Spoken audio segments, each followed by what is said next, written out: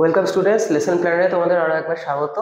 তো আজকে আমরা তৃতীয় যে অধ্যায় সেই প্রতিরোধ এবং তার পর্যালোচনা, বিদ্রোহ প্রতিরোধ তার পর্যালোচনা, এই চ্যাপ্টারের সেকেন্ড অংশটা জানবো। এটা কিন্তু ভিডিওর যে সেকেন্ড পার্ট না, কিন্তু আমরা চ্যাপ্টারের সেকেন্ড পার্টে ঢুকছি। তো সেই সেকেন্ড পার্ট হিসেবে আমরা যাব হচ্ছে সন্ন্যাসী এবং ফকির বিদ্রোহ। তো সন্ন্যাসী ও ফকির বিদ্রোহটা কি ছিল?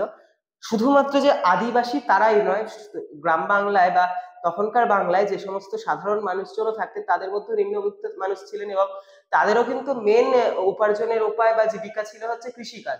ঠিক আছে? তো এই কৃষিকাজের উপর নির্ভর করতেন যখন, তখন তাদেরও সেই জমিদারদের বা ইজারাদারদের সামনে যেতে হতো, এবং তারাও তাদের উপর সেই অত্যাচারটাই করতো যেটা তারা বিভিন্ন আদিবাসীদের উপর করেছে, বরং এদের আরো বেশি করতো, এরা আরো বুঝতো বেশি। তো আমরা সন্ন্যাসী ও ফকির বিদ্রোহ দিয়ে শুরু করব। সন্ন্যাসী ও ফকির বিদ্রোহ সংগঠিত হয়েছিল 1763 থেকে 1800, প্রায় 40 বছরের কাছাকাছি সময় ধরে এই বিদ্রোহটা সংগঠিত হয়, এবং বিভিন্ন সময় বিভিন্ন অঞ্চলে এটা ছড়িয়ে পড়তে থাকে।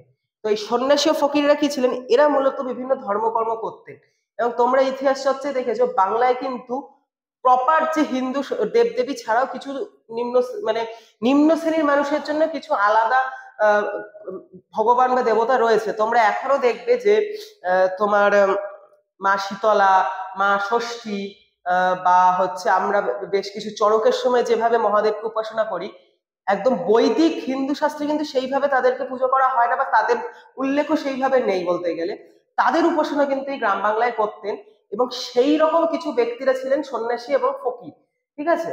কারণ তারা ম্যাক্সিমামই কি করতেন? ম্যাক্সিমামই হচ্ছে ওই চাষবাস কৃষিকাজ করতেন, এবং দিনের শেষে এই ধর্মকর্মগুলো করতেন। তো এরপরে তোমরা যখন দেখছো, এই যখন ব্রিটিশ শাসন শুরু হচ্ছে, বুঝতেই পারছো যে 1763 মানে একদম তোমার পলাশির যুদ্ধের পরপরই তাদের ওপর এসে ওই জমির চাষের ওপর তারা কর বসাচ্ছে, তাদের ওপর অত্যাচার করছে। এখানে দুটো ইম্পর্টেন্ট বিষয় আছে, যে এই সন্ন্যাসী এবং ফকির এরা কিন্তু মূলত কৃষিকাজ করতেন, এছাড়াও এরা রেশমের ব্যবসা করতেন। তো এই রেশমের ব্যবসার ওপরেও একটা বিরাট অঙ্কের কর চাপানো হয় ব্রিটিশ সরকারের পক্ষ থেকে, যেটা এরা মেনে নিতে পারেননি। এবং এই সন্ন্যাসী ও ফকিররা বছরে বিভিন্ন সময় দল বেঁধে তীর্থ করতে যেতেন, এবং সেটা এখনো তোমরা দেখবে। এখন আমরা অনেকেই মানে বড় বড় বাড়িতে থাকি, কিন্তু সময় সময় যখন চড়ক আসে, এই কি তোমার বা হলো বারুনির মেলা হয়, বা হচ্ছে তোমার মতুয়াদের যে মেলাগুলো হয়, তো সেইগুলোর সময় দেখবে দল বেঁধে আনন্দ করতে করতে বা ভগবানের নাম কীর্তন করতে করতে, ঢাক ঢোল পেটাতে পেটাতে তীর্থ করতে যাওয়া হয়। ঠিক আছে? তো বিভিন্ন বছরের সময় সময় ব্রিটিশ সরকার সেটার ওপরেও প্রচুর বড় একটা ট্যাক্স দেয়, যেটা এই সাধারণ সন্ন্যাসী ও ফকিরদের দেওয়া সম্ভব ছিল না। ঠিক আছে? তো তারা তাতে ক্ষুব্ধ হলো। এর ফলস্বরূপ কি হলো? উত্তরবঙ্গে, নামগুলো মনে রাখবে, বগুড়া, মালদা, রংপুর, দিনাজপুর, এই দুটো হচ্ছে বাংলাদেশ, দুটো এখনকার পশ্চিমবঙ্গ। এই দিনাজপুরের কিছুটা তোমার এখনো বাংলাদেশে আছে। এই অঞ্চলে প্রথমেই বিদ্রোহ শুরু হয়। ঠিক আছে? তো এই বিদ্রোহ শুরু হলো কিরকম ভাবে? ব্রিটিশ কোম্পানি তখন কোম্পানির ওপর অতর্কিত তারা আক্রমণ করতে থাকলো। মূলত উত্তরবঙ্গটা তখন জঙ্গল, এখনো জঙ্গল আছে, তখন আরো বেশি জঙ্গল ছিল। জঙ্গল থেকে আসতো ব্রিটিশদের, মানে ব্রিটিশদের ধরো যে দলগত ভাবে যাচ্ছে, বা জমিদাররা দলগত ভাবে যাচ্ছে কোনো অনুষ্ঠানে বা কোথাও, বা কোনো সরকারি কাজে, তাদের উপর আক্রমণ করতো, তাদের মেরে ফেলা হতো অথবা কেড়ে করে নেওয়া হতো সম্পত্তি। তো এইভাবেই বিদ্রোহটা শুরু হলো। এই বিদ্রোহ নেতৃত্ব দেন দেবী চৌধুরানী, ভবানী পাঠক। নামটা তোমরা শুনেছো, এই দুটো নাম তো অবশ্যই শুনেছো, দেবী চৌধুরানী এবং ভবানী পাঠক। আগে বেশ কয়েক বছর আগে একটা সিরিয়াল হতো, ফিউচারে মানে এই বছরই একটা সিনেমা আসছে দেবী চৌধুরানীকে নিয়ে, প্রসেনজিৎ রয়েছে, শ্রাবন্তী রয়েছে। তো এই ভবানী পাঠক আর দেবী চৌধুরানী ছিলেন তোমার হচ্ছে এই আন্দোলনের অন্যতম কাণ্ডারি। ঠিক আছে? এই দুজন কিন্তু বাস্তব চরিত্র। ঠিক আছে? তো এই বাস্তব চরিত্রদের উপর নির্ভর করে ভবানী পাঠক এবং দেবী চৌধুরানী, আমরা যখন পড়াশোনা করেছি তখন ভবানী পাঠকের উপর একটা চ্যাপ্টারই ছিল আমাদের বাংলাতে, একটা গল্পের মতো করে। তো আসছি প্রসঙ্গটায় পরে। এছাড়া চিরাগ আলী, মজনু শাহ, মুসা শাহ, শাহানা কিন্তু শাহ, কৃপানাথ, এনারাও এই আন্দোলনকে বিভিন্ন সময় বিভিন্ন জায়গায় ত্বরান্বিত করে। মূলত তরাই অঞ্চল বা ডুয়ার্স অঞ্চলে এই তোমার হচ্ছে দেবী চৌধুরানী বা ভবানী পাঠকের দিয়েছিল, যেটাকে রাজগৃহ বলা হচ্ছে। তিস্তা নদীকে কেন্দ্র করে এনারা তোমার থাকতেন এবং সেখানেই তারা তাদের বিভিন্ন কার্যকলাপ, বিদ্রোহী কার্যকলাপ চালিয়েছিলেন। একটা জিনিস এখানে লক্ষ্য করো, এনারা হিন্দু, বুঝতেই পারছো নাম দেখে, এনারা কিন্তু মুসলিম, আবার ইনি হিন্দু। তো এখানে এরা সন্ন্যাসী ও ফকির হলেও এদের কিন্তু নির্দিষ্ট ধর্ম ছিল না। এনারা হয়তো মানে মুসলিম সমাজের নিচু শ্রেণীর কিছু মুসলিম ছিলেন, যে মজনু শাহ, মুসা শাহ, চিরাগ আলী, এরাও এই বিদ্রোহে বিভিন্ন সময়ে অংশগ্রহণ করছেন।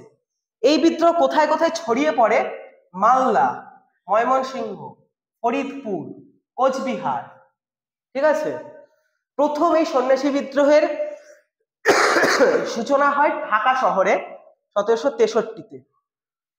সেখানে ব্রিটিশ কোম্পানির উপর অতর্কিত আক্রমণ করে বসে কিছু সন্ন্যাসীদের গ্রুপ বা দল। তারপরে প্রায় 37 বছর ধরে বিভিন্ন সময় এনাদের হাত ধরে এই আন্দোলন এগোতে থাকে। এই আন্দোলনে ক্যাপ্টেন টমাস, ক্যাপ্টেন এডওয়ার্ড দুজন মারা যান, দুজন ব্রিটিশ লেফটেন্যান্ট বলা চলে, তারা মারা যান। এবং প্রায় এই ভবানী পাঠক এবং দেবী চৌধুরানীর মানে চেষ্টায় প্রায় 50,000 মানুষ এই সন্ন্যাসী ও ফকির বিদ্রোহে সরাসরি ভাবে অংশগ্রহণ করেন। এবং বুঝতে পারছো 50,000 মানে কতটা? তো তারপরে 1800 খ্রিস্টাব্দে আস্তে আস্তে ব্রিটিশ কোম্পানি প্রচন্ড চেষ্টায়, প্রচুর গোলাগুলি চালিয়ে, প্রচুর অস্ত্রশস্ত্র ব্যবহারের মাধ্যমে এই আন্দোলনকে স্তীমিত করে, ঠিক আছে। কিন্তু এই আন্দোলনের গুরুত্ব অপরিসীম। মূলত ভারতে ব্রিটিশরা ফেস করেছিল যে প্রথম প্রতিরোধ পলাশির যুদ্ধের পরে, সেটা হচ্ছে সন্ন্যাসী ও ফকির বিদ্রোহের মাধ্যমে। প্রপার নেতা এবং সংঘবদ্ধতা না থাকায়, যেটা তোমরা এই চ্যাপ্টারে বারংবার মানে চ্যাপ্টার নেই, ক্লাস মাধ্যমিকের জন্য তোমরা বারংবার এই কথাটা মনে রাখবে, এখনই শুনে মনে রাখে দাও, এই কথাটা বারবার ব্যবহার করতে হবে, যে উপযুক্ত এবং দক্ষ নেতৃত্বের অভাবে, সংঘবদ্ধতার অভাবে এই আন্দোলনটা নষ্ট হয়ে যায়। পরবর্তীকালে বিভিন্ন বিদ্রোহ, বিভিন্ন অপারেশন গুলো শুরু হবে, যে পরিকল্পিত মানে পরিকল্পনা, নেতৃত্বের অভাবে থেমে যায়। কিন্তু এর সামনে ব্রিটিশরা কিন্তু প্রবলভাবে পড়েছিল এই সন্ন্যাসী ও ফকির বিদ্রোহের সামনে, যেখানে সন্ন্যাসীরা এবং ফকিরা প্রায় ব্রিটিশদেরকে দেশ ছাড়া করে দেবে এরকম অবস্থায় চলে গেছিল। তো এই বিষয় নিয়ে আনন্দমঠ, নামটা শুনেছো? বঙ্কিমচন্দ্রের লেখা উপন্যাস, ঠিক আছে। এই আনন্দমঠ 1882, অর্থাৎ এই বিদ্রোহের প্রায় 100 বছর পরে এই আনন্দমঠ নিয়ে নামে সন্ন্যাসী ও ফকির বিদ্রোহকে নিয়ে একটা উপন্যাস লেখেন বঙ্কিমচন্দ্র, যার মূল উদ্দেশ্য ছিল যে আমাদের ইতিহাসে, মানে তারও তো তখন একটা ইতিহাস, প্রায় তার সময়েরও 100 বছর আগেকার ঘটনা, তো সেখান থেকে অনুপ্রাণিত করছে যে কিভাবে প্রতিবাদ করতে হয়, প্রতিরোধ করতে হয়, ঠিক আছে। এছাড়া মজরুর কবিতা বলেও একটা বই আছে পঞ্চানন্দের, তো সেই বইতেও তোমার দেখতে পারো যে হলো সেই আন্দোলন, সন্ন্যাসী ও ফকির আন্দোলন কিভাবে এগিয়ে গেছে। এরপরে আমরা যেটা জানবো এই চ্যাপ্টারে, পাগলপন্থী বিদ্রোহ। পাগলপন্থী বিদ্রোহ একটা ছোট্ট বিষয় হলেও খুব একটা মানে ইম্পর্টেন্ট আছে এটার, কারণ এটার থেকে শর্ট কোশ্চেন এবং 3 নম্বরের কোশ্চেন অবশ্যই থাকবে। তো পাগলপন্থীরা ছিল সেই সময় বাংলার একটা অন্যরকম ধারার মানুষ, মানে বলতে গেলে মূল সমাজ থেকে বিতাড়িত কিছু মানুষ হয় না, তো তারা মিলিত হয়ে একটা তোমার ধর্মর মানে ধার্মিক পন্থা অবলম্বন করে, যেটা হিন্দু ইসলাম দুটোর কোনোটাই নয়। তারা নিজেদের মতো করে চলতো, নিজেদেরকে তারা পাগল বলতো, এবং তাদের আচার আচরণ, উপাসনা কোনো কিছুই সাধারণ যে আমাদের ধর্মগুলো ছিল তার সাথে মিলতো না বলে সাধারণ মানুষও তাদের পাগল বা উন্মাদ বলতো, ঠিক আছে।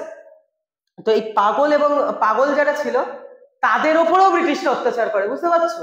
মানে আমরা সচরাচর পাগলদের দেখি ছেড়ে দেওয়া হয়, পাগলদের কিছু বলা হয় না, সেই পাগল বলা হচ্ছে যাদের, তারাও যদিও প্রপারলি পাগল বলা চলে না তাদের, কিন্তু তাদের উপরেও ব্রিটিশরা অত্যাচার শুরু করলো, তাদের দিয়ে তোমার নীল চাষ করানো শুরু করেছিল, তাদেরকে মানে তাদেরকেও তীর্থকর হিসেবে দেওয়া হতো। তো এই সময়